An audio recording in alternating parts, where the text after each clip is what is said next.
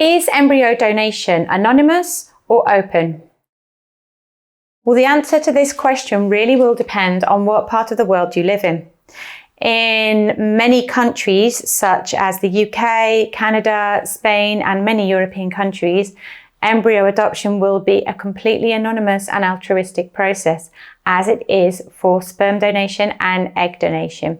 You will not be able to know the identity of the donor, and the donors will not know your identity. However, if you live in the United States, open adoption is possible. Indeed, interviews can even be set up in some cases to learn about the prospective parents or the prospective donors. In all cases of open adoption, do make sure that you have also sought legal advice to avoid any possible complications in the future of parental rights.